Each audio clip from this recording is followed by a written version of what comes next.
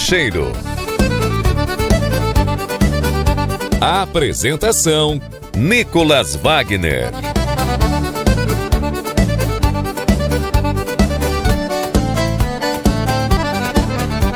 Alô, guaibeiros e guaibeiras, está começando a 6ª edição do Cancheiro aqui na Rádio Guaíba, programa dedicado exclusivamente ao futebol do interior gaúcho. No programa de hoje vamos repercutir a Recopa Gaúcha, conquistada pelo Inter com vitória de virada por 2-1 sobre o Brasil de Pelotas na última quarta-feira no Bento Freitas. Também teremos uma entrevista exclusiva com Gabriel Werner, goleiro que vem se destacando no Ipiranga. Pegou um pênalti na vitória do Canarinho por 2-0 sobre o Ituano na última terça-feira no Colosso da Lagoa. Vamos ao ar no 101.3 FM, também no site guaiba.com.br e no aplicativo da Rádio Guaíba. É claro também que o Cancheiro fica à disposição no Spotify. Programa que tem a minha apresentação, Nicolas Wagner, na edição o Guilherme Silveira. Lembrando que a coordenação de esportes da Rádio Guaíba é do Rafael Pfeiffer, a gerência de jornalismo e esporte do Rafael Sequim e a direção geral do Claudinei Girotti.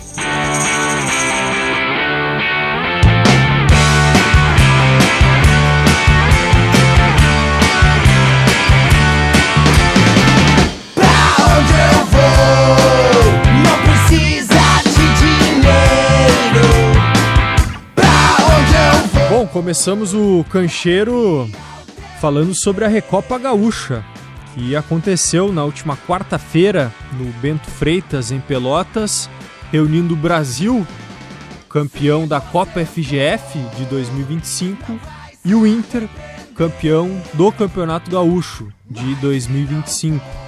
Tem intercalado um ano a Recopa Gaúcha na casa do campeão gaúcho e no outro ano na casa do campeão da Copa FGF. Neste ano foi do campeão da Copa FGF, no Bento Freitas, estádio do Brasil, que recebeu um grande público para esse confronto, em que o Inter utilizou um time reserva, mas com medalhões como Alan Patrick e Borré. Apesar disso, o Brasil saiu na frente aos 30 minutos do segundo tempo com o gol do zagueiro Lula, mas o Inter conseguiu a virada. Aos 37 da segunda etapa, o Vitinho empatou e o Borré, no apagar das luzes, aos 48, nos acréscimos da segunda etapa, marcou o gol da vitória e do título do Inter, o tricampeonato da Recopa Gaúcha por parte do Colorado. Bruno Oliveira contou assim os gols da Recopa Gaúcha aqui na Rádio Guaíba. Fica Edson com a bola dominada, fora da grande área de defesa do Chavante. Tenta o lançamento longo pelo lado esquerdo. A bola é boa do Edson. Meteu o lançamento, vem o Chavante, grande jogada pelo lado esquerdo, cruzamento na boca do gol, vai sair o gol! Gol!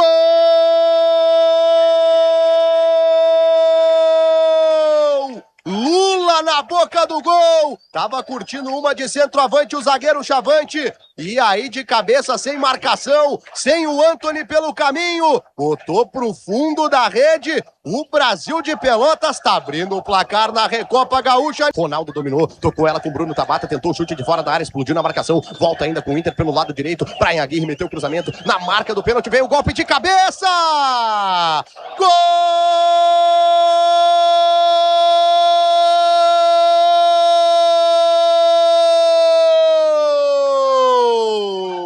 Vitinho, de cabeça, subiu como centroavante no cruzamento que foi bom do lado direito, e o Inter a 37 minutos e meio da segunda etapa vai chegando no empate. Vitinho de cabeça pro fundo da rede, dessa vez não deu pro Edson. O Inter deixa tudo igual no Bento Freitas. É falta pro time do Inter, é de longe e foi cobrada curtinha. Não quis saber de muita enrolação o Alex. Bola tocada para Benjamin no meio do campo, ele trabalha agora com o Bruno Tabata pelo lado esquerdo, meteu inversão de jogada lá dentro da grande área. O Inter tentou ganhar pelo alto, conseguiu na primeira, na segunda a bola sobrou, vai sair o gol colorado, Borré!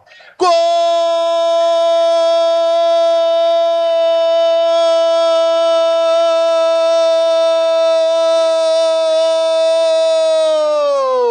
48 minutos e meio, Rafael Borré, ufa, ele olha pra cima e agradece. Sai zica, é o que diz o centroavante colorado. Foi mal no jogo, se atrapalhou com a bola, perdeu o gol feito. E aí no finalzinho do jogo, o camisa 19 do Inter tá fazendo 2-1. O Inter tá levando, aliás, tá impedindo que a decisão da Recopa Gaúcha vá pros pênaltis. Borré, 49 do segundo tempo, 2 pro Inter, 1 pro Brasil.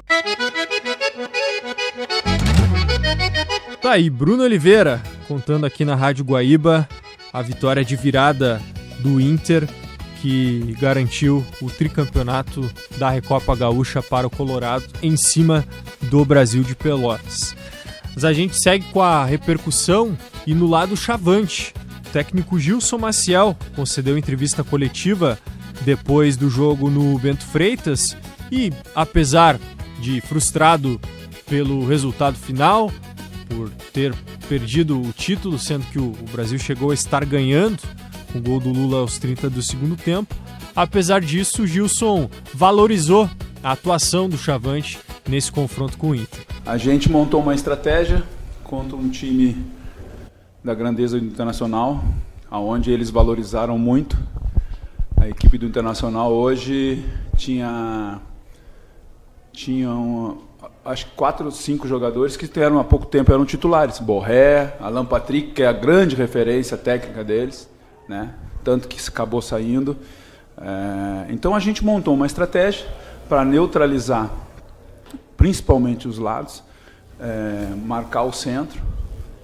Eu acho que a gente foi muito bem dentro daquela proposta. A qualidade, a obrigação era do Inter, né? Pelo investimento, quase 17 milhões de investimento. A gente competiu, a gente fica frustrado porque estivemos bem perto do nosso objetivo, né? Então a gente fica frustrado. Eu já tive do outro lado, né? Eu sei como é que é. É 2 pesos, 2 medidas com a arbitragem, sabe? O Francisco, com todo o respeito, a gente não pode falar, mas, pô, faltas, a mesma falta que originou o primeiro gol, o Borré também estava segurando, sabe? Se eu estivesse jogando contra uma equipe do mesmo nível, eu duvido que ele desse o pênalti, né? Então, porra, isso chateia, porque eu falei chateia, aí vai olhar no VAR, não vai, sabe? Eu fico chateado por isso. Claro que não passou por isso aí, mas assim, são episódios que dentro do jogo tu vai te minando, vai minando, e aí tu consegue, a gente fica frustrado porque a gente montou uma estratégia, marcamos um bloco baixo, saindo em transição e conseguimos, né, fazer o gol, e aí entra a qualidade dos jogadores, né, de uma bola alçada, eles pesaram a última linha, a concentração ela tem que ser alta o tempo todo, a gente fica frustrado por isso. Mas esses tipos de jogos assim, acabei de falar para os nossos jogadores, esses tipos de jogos assim nesse nível, ele te dá casca, ele te dá maturidade, né? Hoje Tony e Lula, para mim, anularam Alan Patrick e Borré, né? Não estou falando aqui pelo nível dos caras. Seleção, falam tanto, nível técnico, os 2 jogadores hoje foram muito bem. Então a gente fica frustrado porque a gente saiu e os caras ganharam em 2 bolas alçadas, pesaram a última linha, a gente tentou pesar também, mas aí entra a qualidade e fica difícil. Gilson, o que fica de positivo para a sequência da temporada? Hoje tem a frustração, né, pela virada sofrida no fim, e o que o Brasil leva de bom para a Série D? Cara, eu levo um sentimento de que jogou de igual para uma equipe, contra uma equipe de Série A do Brasileiro. Olha o investimento do Internacional em relação ao nosso, né? Então, assim, joga de igual para igual. A obrigação era do Inter, tanto que eles vieram, se falou-se, né, em time alternativo, vão jogar com a base. Eles vieram aqui valorizando, eles queriam o título também, né? Até porque vem de um momento que não vem ganhando, vem num momento também no Campeonato Brasileiro de altos e baixos. Eu acho o time do Inter muito bom, muito bom. Eu tinha montado essa nossa estratégia para que a gente marcasse os lados, tanto que eu fiz uma escalação que ninguém pela primeira vez Ninguém descobriu, mas eu sei já quem é o informante, quem era o informante que tinha aqui dentro, que agora não está mais. A gente pesou com 2 laterais, até porque o Bahia também é um cara agudo, né? Ele é um cara que pode fazer isso. E o Yuri vem treinando bem, está pedindo passagem. Então a gente tentou neutralizar os lados. O lado direito até a gente neutralizou, e aí eles inverteram, mudaram de corredor, começaram a jogar pelo lado esquerdo nosso, né? E aí a gente estava com a linha de 5 muito fechada, não estava dando amplitude, a gente estava tendo que fazer com que o próprio Andrei fosse um jogador que tivesse que fazer até uma linha de 6, e eu não queria isso, porque o Andrei foi a nossa válvula de escape, e em todos os confrontos ele ganhou quase todas do Aguirre, que é um jogador de nível de Série A. Então, assim, o que nos deixa? Me deixa super otimista, estou chateado demais, frustrado, porque eu tive tão perto de uma possibilidade de um título, mas me deixa super feliz por ter esse nível de atuação contra uma equipe dessa grandeza. O nosso campeonato é a Série D. Não tem nenhuma equipe na Série D com essa qualidade que nós jogamos hoje contra o Internacional. Eu falei para eles, se nós mantivermos esse nível de atuação, de concentração, cara, o futuro lá na frente ele nos reserva coisas boas. Então, assim, eu fico feliz, é um time de 2 meses, cara. Um time de 2 meses contra um time de 17 milhões de jogadores que sai um, entra outro. Eu quero ver fazer um time contratando 20 jogadores, né? É a minha realidade, e eu estou muito feliz por isso. Isso dá casca ao meu time. Até do que envolve, né, o que a gente viu dentro de campo, da escalação inicial, o confronto, aí o Brasil consegue seu gol, faltavam ali cerca de 5 minutos, e o Brasil acaba cedendo empate, depois toma virada nos acréscimos. O que até citou já alguns pontos, mas dessa conversa com os atletas, né? Desse momento de frustração, de tirar, por exemplo, a gente viu ali, por exemplo, o Yuri é um garoto, estava bastante abatido ali dentro do gramado, tem outros jogadores jovens por ali também. Então, como trabalhar até dessa forma, né, de conseguir tirar algo que envolva positividade dentro deste confronto, para conseguir estar levando para essa sequência de temporada, como citou, e conseguindo, né, estar chegando aos objetivos traçados dentro desse 2026? Bom, eu apenas dei os parabéns aos nossos atletas, né? Citasse o nome do Yuri. O Yuri foi um jogador que foi muito bem dentro da função, das características que nós montamos. E isso só dá, como eu estou falando, dá maturidade, a maturação da equipe jogando contra uma equipe desse nível. Eu vejo como bons olhos o futuro, né? Claro que a gente perdeu um jogo contra o Marcílio, onde era uma competição que a gente vinha bem, e confesso para vocês que também saí frustrado, porque o Marcílio faz parte, né, esse fundamento da bola parada, e nós acabamos tomando o gol. E nós não tivemos a capacidade de empatar, de conseguir, mas já passou.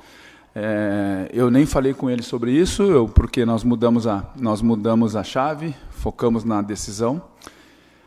Saio frustrado, mas muito feliz porque os jogadores estão respondendo aquilo que nós estamos colocando.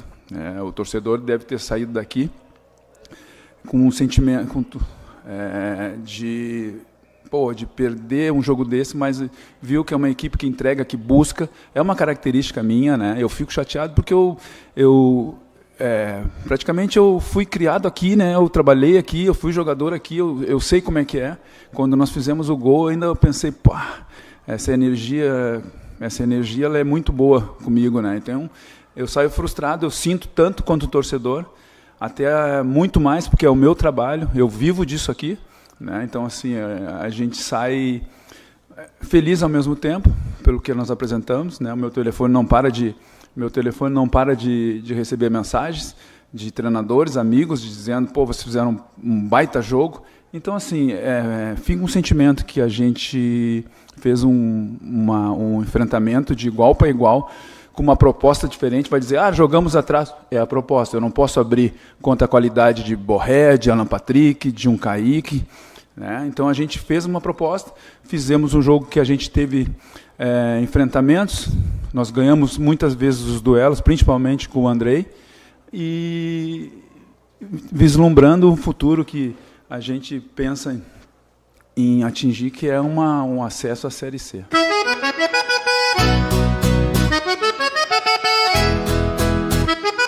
Tá aí o Gilson Maciel, técnico do Brasil, que segue a sua caminhada na Série D do Campeonato Brasileiro e também nessa próxima semana inicia a campanha na Copa FGF. A gente vai falar sobre isso mais adiante. Mas agora o destaque vai para o Ipiranga, porque o Canarinho conseguiu uma importante vitória pela Série C do Campeonato Brasileiro na última terça-feira, 2-0 sobre o Ituano. A curiosidade é que esse jogo estava marcado para segunda-feira, 8 da noite, no Colosso da Lagoa. As equipes foram ao estádio, realizaram um aquecimento, todo o protocolo de entrada em campo, mas a neblina impediu que a bola rolasse com visibilidade no Colosso da Lagoa. E sem que a neblina dissipasse, a decisão da arbitragem foi por adiar, por transferir o jogo de segunda-feira à noite para terça-feira à tarde, também no Colosso da Lagoa. E aí sim, na terça-feira, com sol, o Ipiranga venceu o Ituano por 2-0. O Léo Rafael e o Estevão marcaram os gols do Canarinho, que também teve um pênalti defendido pelo goleiro Gabriel Werner, quando o Ipiranga vencia por 1-0. O Gabriel pegou um pênalti cobrado pelo Neto Berola, mantendo o placar de 1-0, e aí no finalzinho da segunda etapa o Estevão, ex-Inter, ampliou, garantindo a vitória pro Ipiranga. Vamos conferir a narração dos gols e da defesa do pênalti do Gabriel, com a narração do Edson Machado da Silva, da Rádio 98 FM lá de Erechim. Tem mais 30 segundos de jogo, quem sabe a última descida do Ipiranga, mas o Danielzinho enrolou ali pelo meio, pela marca central do gramado, Rui Condo para Valse. Tem que botar essa bola lá na frente, vai acabar o jogo, hein? 47-40, sobrando bola pelo meio, lá vai Léo Rafael abriu pela direita para Danielzinho, caiu agora pelo lado direito o Danielzinho, tem Gustavo Simões, preferiu um passe na área para Léo Rafael, é só fazer, bateu e é gol!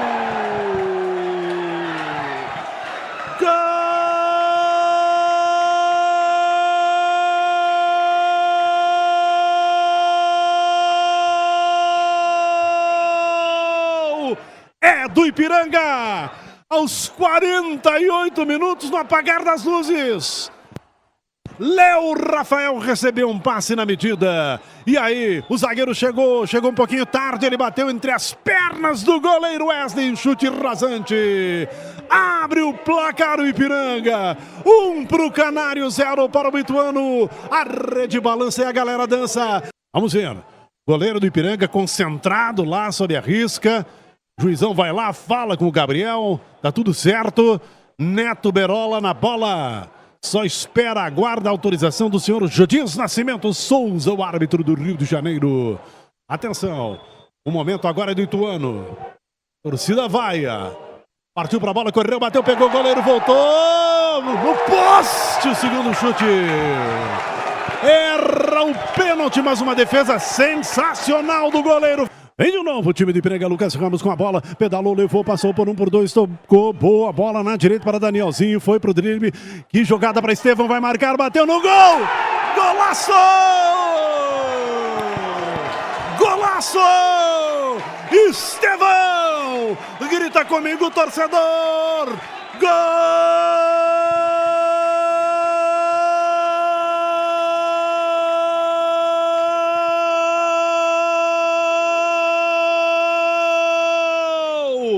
Estevão, uma pancada de esquerda, a bola beijou a trave e foi para a rede. 44 minutos jogados do segundo tempo de partida, o Ipiranga faz 2-0 e vai despachando o Ituano do Colosso da Lagoa. A rede balança e a galera dança.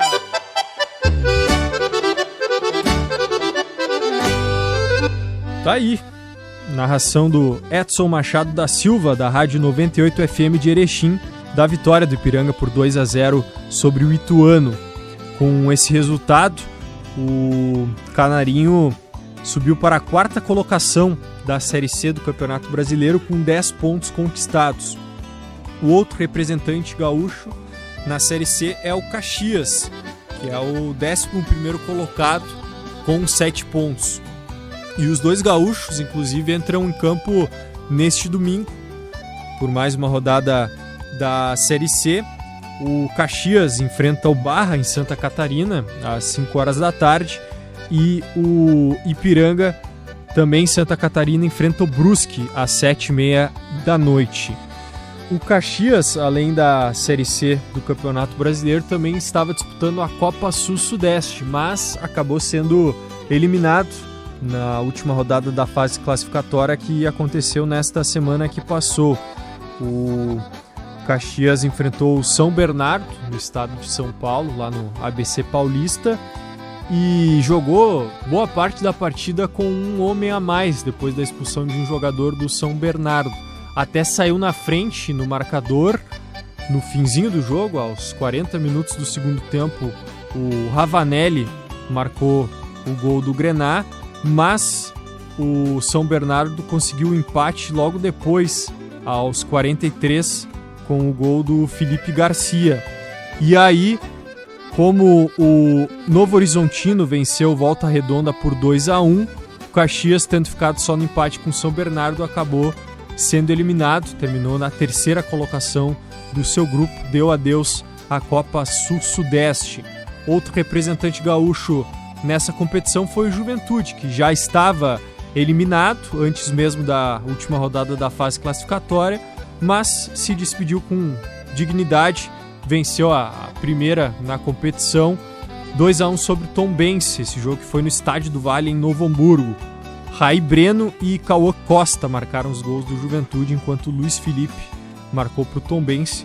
Vitória de virada do Ju, que utilizou um time bem alternativo, reservas e jovens jogadores nessa Copa Sul-Sudeste, até por isso a campanha não foi boa. Então, Caxias e Juventude, os representantes gaúchos, eliminados da primeira edição da Copa Sul-Sudeste. Mas o Caxias, como já falamos, tem suas atenções agora para a Série C do Campeonato Brasileiro, Juventude que está na Série B, e além disso, na próxima quarta-feira, agora, dia 13 de maio, 7 horas da noite, tem o jogo da volta contra o São Paulo, pela 5ª fase da Copa do Brasil. Esse jogo da volta no Alfredo Jaconi. Lembrando que na ida, o Juventude perdeu por 1-0 no Morumbi. O goleiro Pedro Rocha foi muito importante, com várias defesas, pegou um pênalti também, que mantém o Juventude vivo. Uma vitória simples, leva a disputa pros pênaltis. Vamos acompanhar e torcer pro Ju nesta quarta-feira, diante do São Paulo. E também na quarta-feira começa a Copa da Federação Gaúcha de Futebol, que neste ano irá homenagear o Dunga. Se chamará Troféu Carlos Caetano Verri Dunga. São 8 equipes na disputa. No grupo A, Brasil de Farroupilha, Monson, Gramadense e Santa Cruz. No grupo B, Bagé, Farroupilha, Brasil de Pelotas e Guarani de Bagé. Os times se enfrentam dentro dos grupos, em turno e retorno, 6 rodadas, portanto, com os 2 primeiros avançando para as semifinais. Lembrando que a Copa FGF dá vaga para a Série D do Campeonato Brasileiro, para o campeão, além da Recopa Gaúcha, e dá uma vaga para a Copa Sul-Sudeste para o vice-campeão. A tabela foi divulgada pela FGF nessa semana que passou, e a primeira rodada, na próxima quarta-feira, dia 13, terá os seguintes jogos. Às 3 da tarde tem Brasil de Farroupilha em Monson, nas Castanheiras em Farroupilha, e também às 3 da tarde Gramadense e Santa Cruz na Vila Olímpica em Gramado. À noite, às 19 horas, serão mais 2 partidas, aí os jogos do grupo B. Tem Bagé e Farroupilha na Pedra Moura em Bagé, e Brasil de Pelotas e Guarani de Bagé no Bento Freitas. O Brasil, que defende o título, foi o campeão no ano passado e, por conta justamente disso, que disputou a Recopa Gaúcha com o Inter na última quarta-feira.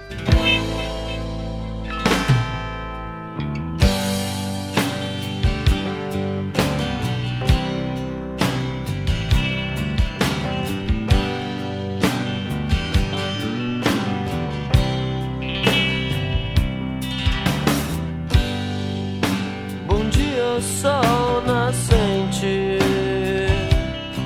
Eu vim pra contar minha triste história. Minha garota me abandonou numa estação de trem.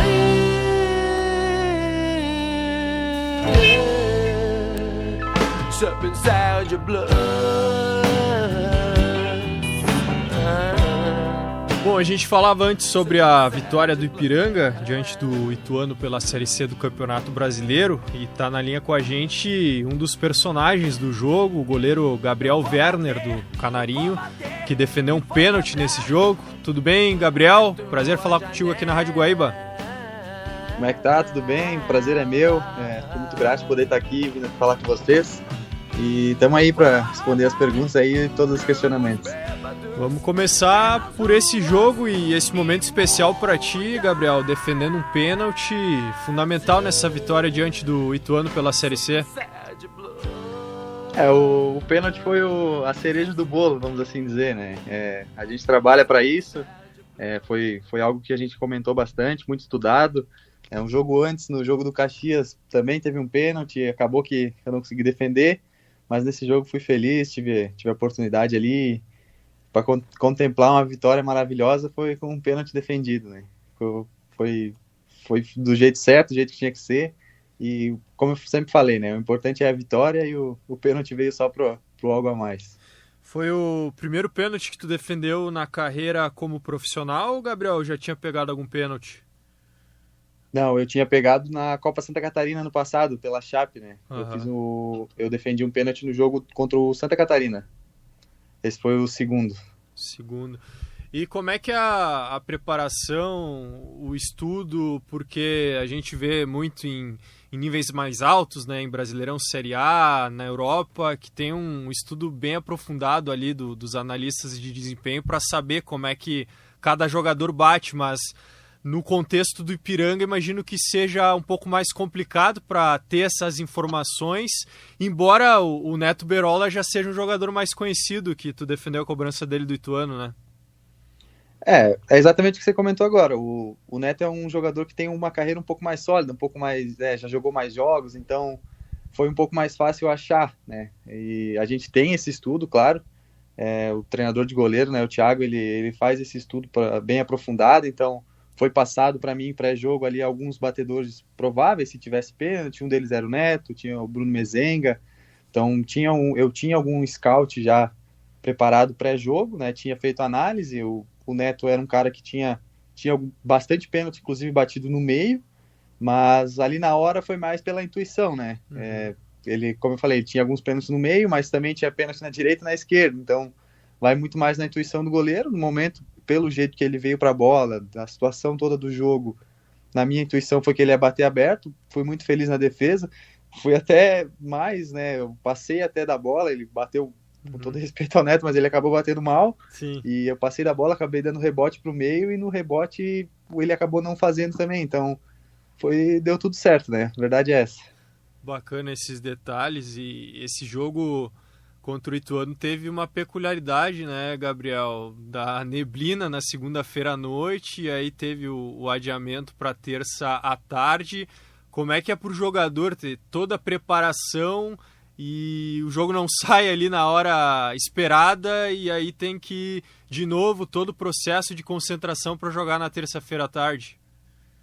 A gente fica concentrado no hotel, né? Então já tinha se preparado mentalmente, tinha feito pré-eleção, tinha aquecido, tinha cantado o hino, mas infelizmente não tinha condições assim do jogo, né? A gente, claro, foi criado jogando na chuva, jogando em todas as condições.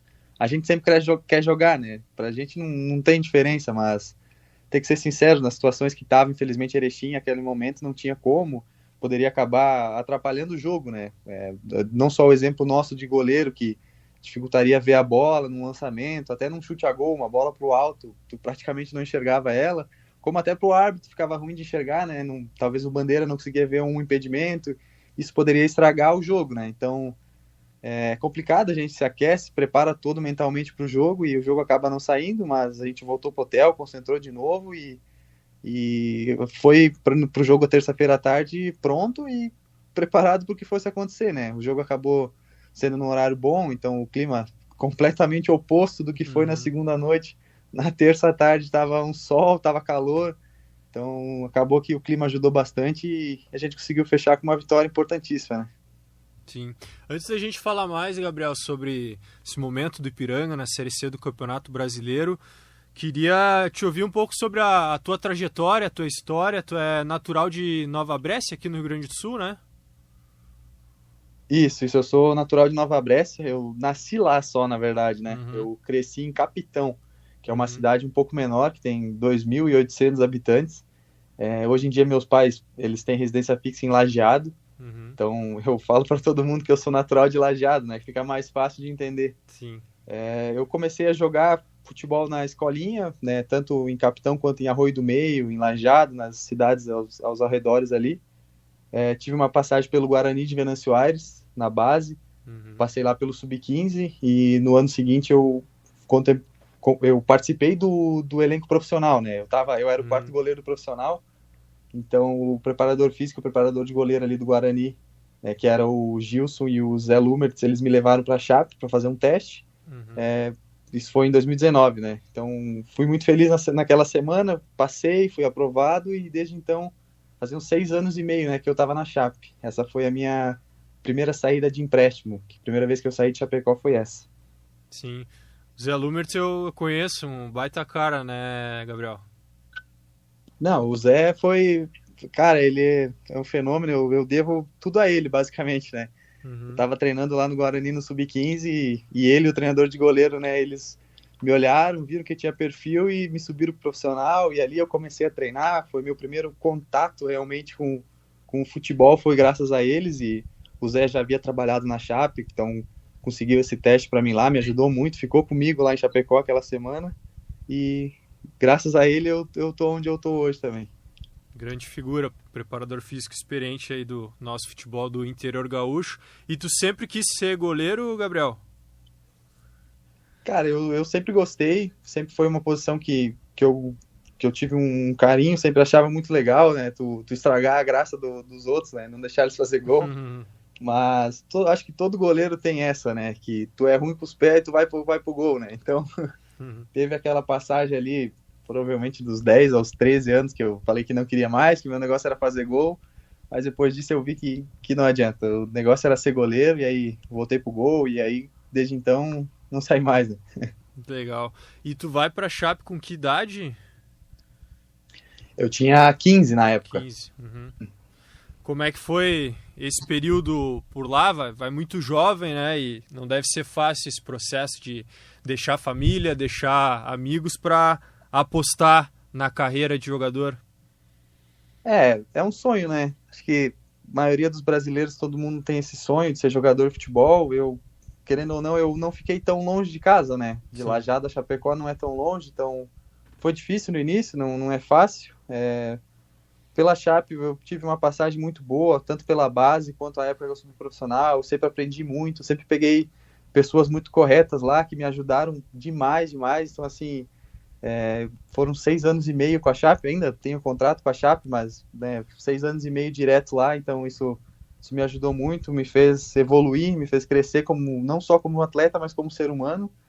E, cara, é o que eu falei, assim, a Chapecoense foi... Ela, pra mim, hoje, até então, ela tinha sido tudo, né? Não tinha vivido futebol fora dela.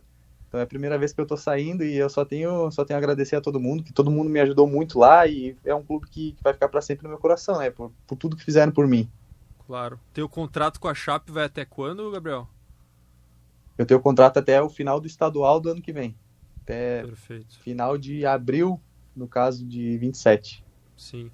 E, bom, tu deve ter trabalhado e tido como companheiros goleiros experientes lá na Chape também, né? Com quem tu mais aprendeu, assim.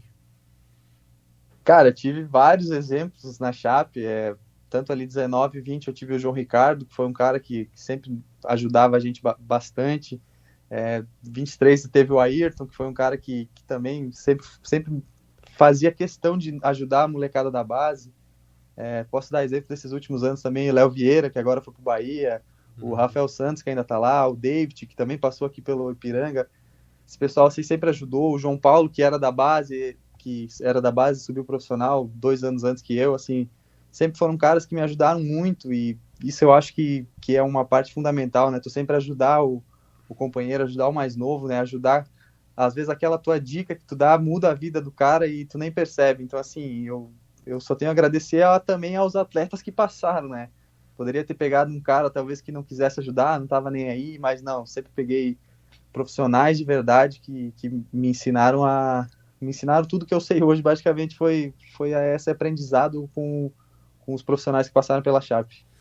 Isso é importante. Goleiro é peculiar porque, por mais que tenha a briga ali por posição, mas vocês têm um convívio muito grande diariamente, né? Porque treinam à parte em muitos momentos, então é importante se dar bem, né, com os companheiros de posição.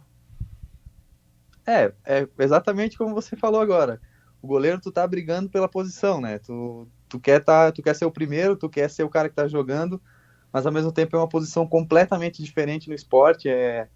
Tu tem que ser parceiro, tu tem que se ajudar, e querendo ou não, tu só convive ali no teu grupinho, né? São normalmente 4 goleiros, 1 ou 2 treinador de goleiro, então é vocês 5, 6 e o resto do elenco tá no outro lado do campo treinando. Então, se tu não tiver um bom convívio, tu não se ajudar, acaba ficando um clima ruim, né?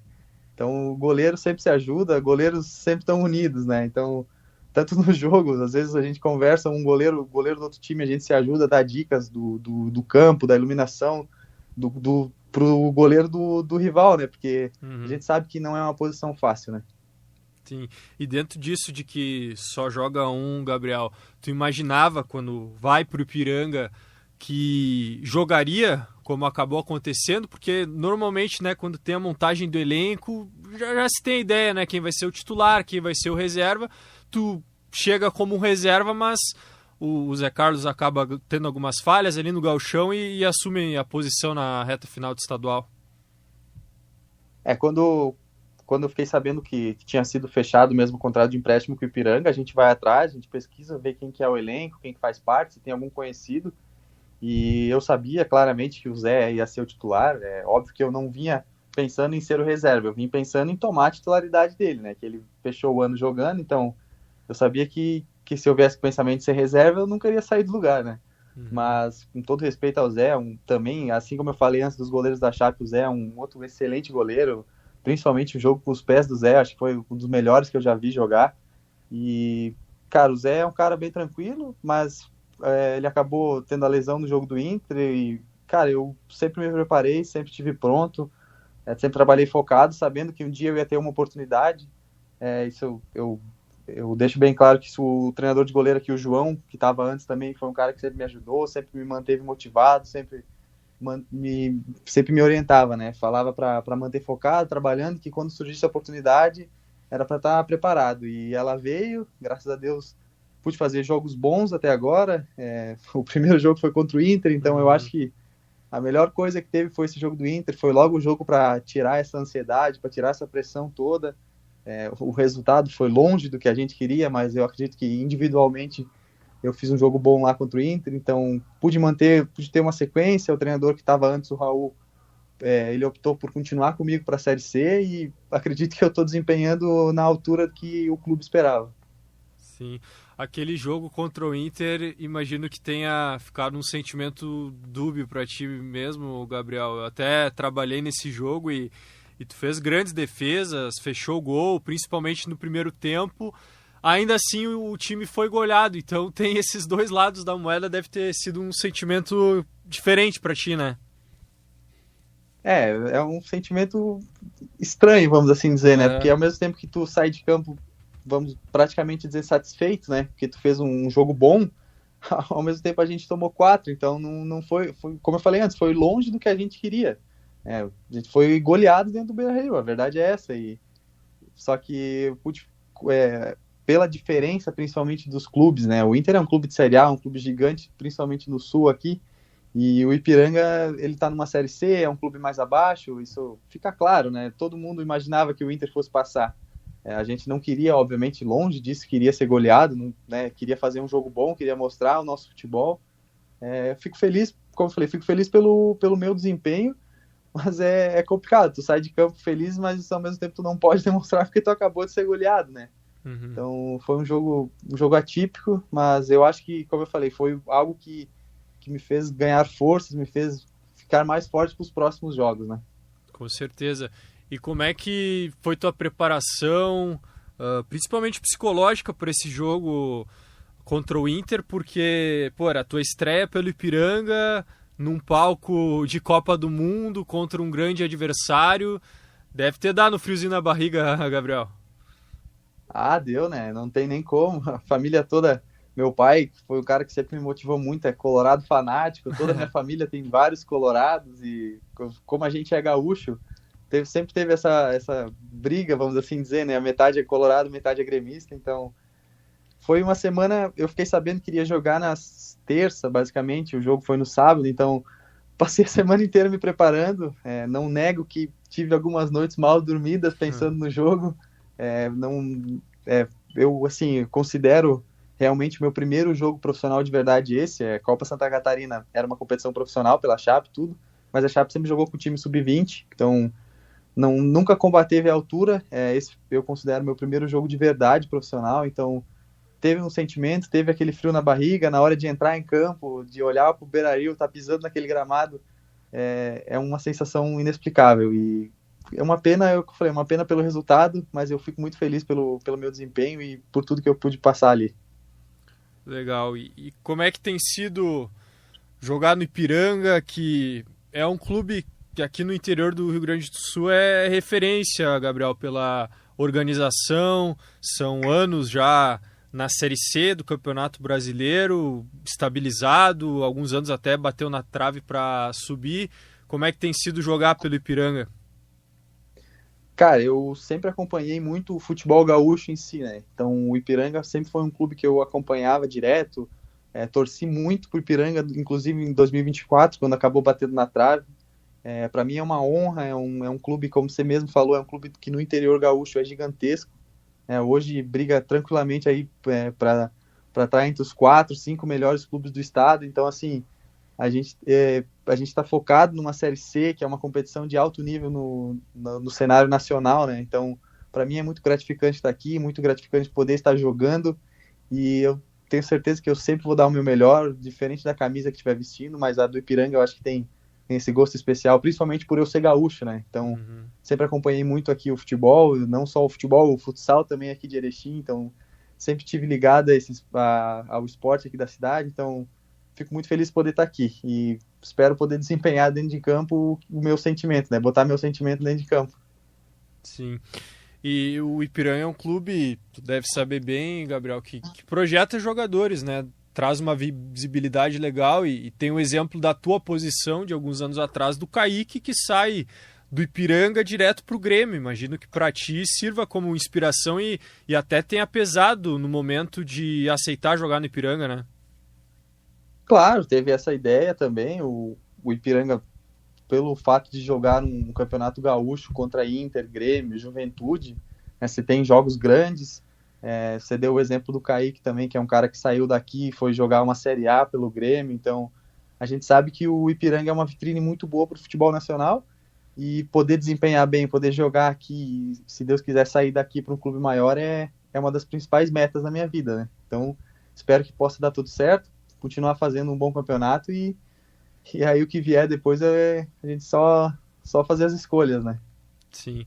Quando a gente fala do Ipiranga, sempre se comenta sobre o gramado do Colosso da Lagoa, que ainda é a grama larga, a grama de jardim. Para o goleiro, quanto muda, Gabriel? Porque a gente fala muito sobre os jogadores de linha, né? O jogo fica mais lento. Para o goleiro também tem que se ter essa atenção, porque é diferente o kick da bola, né? A bola não vai tão rápida, talvez, como seria em um gramado com a grama mais fina, né? São estilos de gramados diferentes, né? Então a gente utiliza bastante o Colosso para treinar durante a semana também, então a gente vai acostumando, né? Claro que quando pega o exemplo do Beira-Rio ali, que é o melhor gramado do Brasil, tu pega para jogar ali e jogar no Colosso, a diferença é grande, mas tu vai acostumando, o gramado ele realmente às vezes pode atrapalhar um pouco, mas não dá para negar que o gramado tem sido uma arma muito boa para nós, que já estamos acostumados a jogar aqui. Na Série C, por exemplo, são 3 jogos e 2 vitórias, sem levar gols, inclusive, dentro de casa, né? Então, ele tem as suas peculiaridades, é difícil tu se acostumar, mas depois que tu acostuma, o gramado ele não interfere tanto assim no jogo. Sim, e teve uma mudança no comando técnico aí do Ipiranga logo no início da Série C, a saída do Raul Cabral, que te lançou o time titular, como tu lembrou antes. Ele foi pro Figueirense e veio o Gabardo Júnior. Como é que tem sido esse início de trabalho com o Gabardo? Cara, o professor Gabardo tem ideias muito boas no futebol, tem táticas boas também, então o trabalho dele é muito tranquilo, é um cara que entende muito bem o que o atleta quer, é um cara bem gente boa. Ele e seu auxiliar, o Anderson, são caras incríveis, assim, eles têm nos ajudado bastante, têm nos dado bastante liberdade para tomar decisões, para jogar. Não é um cara que interferiu negativamente, longe disso, é um cara que só tem a agregar para nós no nosso elenco, né? O nosso grupo é um grupo muito bom, um grupo que está bem entrosado, e o Gabardo só veio para acrescentar mais ainda. E o que ele fala em relação a jogo com os pés do goleiro, e até em comparação com o Raul, se dão essa liberdade, se querem que tu participe também da construção de jogo? Cara, ele não é um cara que vai fazer você jogar toda hora, né? Como eu falei, ele dá muita liberdade para fazer o que tu sente na hora do jogo. Se der para sair jogando, sai jogando. Se tiver bem para jogar com os pés, joga. Mas se tiver que bater para frente, para ele falou, deixou bem claro isso, que pode bater, que não tem esse problema. Inclusive, o nosso jogo tem muito essa de ligação direta, então ele é um cara que deixa bem livre esse jogo com os pés, né? Faz o que o goleiro tá sentindo, se tá confiante para jogar, joga, se não, bate para frente que tá tudo certo. E o quanto tu considera importante pro goleiro hoje em dia, Gabriel, saber jogar com os pés? Porque imagino, até por tu ser jovem, ter o objetivo de jogar em níveis maiores, e hoje se tem uma exigência cada vez maior, né, que os goleiros sabem jogar com os pés também. O futebol ele evoluiu muito, né? Esse nível do goleiro jogar com os pés hoje, ele é extremamente fundamental. Eu nunca tive um treinador que exigiu que soubesse jogar com os pés. Então eu acredito que talvez meu jogo com os pés ele não seja o melhor ainda. Mas eu tenho certeza que eu tenho muito a evoluir, muito a melhorar. Inclusive o Zé é um cara exemplar nisso, um cara que faz muito bem esse trabalho com os pés, e é um cara que tem nos ajudado muito aqui, os guris mais novos aqui do Ipiranga, aqui os goleiros. E eu tenho certeza que a gente vai evoluindo, vai treinando. Como eu falei, o Gabardo é um cara que deixa isso muito livre. Então, às vezes, tu tá pressionado, tu bate pra frente e tá tudo certo, né? Às vezes vai pegar treinadores que vai querer que force a jogar. Então, assim, o nosso gramado ele acaba não facilitando muito esse tipo de jogo, mas tem que saber, né? Hoje em dia, pro futebol, o trabalho com os pés é algo que o goleiro ele é obrigado, basicamente, a saber, né? Não é necessariamente obrigatório, mas é algo que, se tu souber, tu tem um pontinho a mais nos critérios de avaliação dos clubes aí. Com certeza. Gabriel Werner, goleiro do Ipiranga, muito obrigado por conversar com a gente aqui na Rádio Guaíba. Parabéns pelo momento aí que tem vivido no Canarinho, e sucesso na sequência da Série C, Gabriel. Eu que agradeço, muito obrigado pelo momento de fala aí, e vamos para cima, vamos buscar esse tão sonhado acesso aí para o Ipiranga, que não só o clube, mas a cidade toda merece.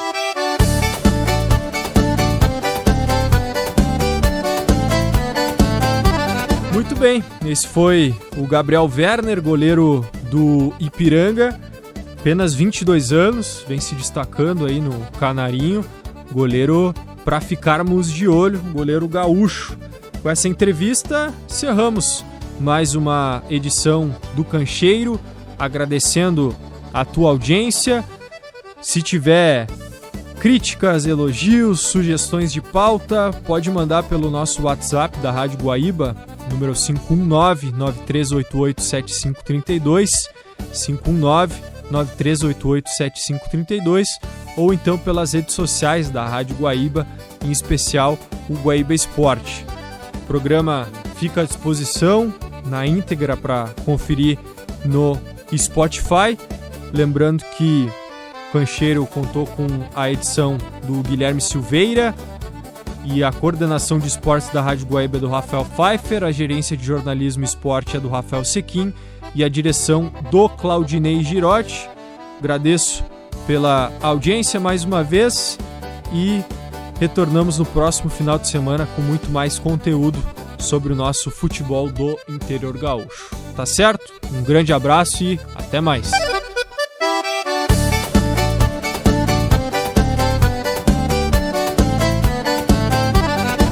Você ouviu Cancheiro.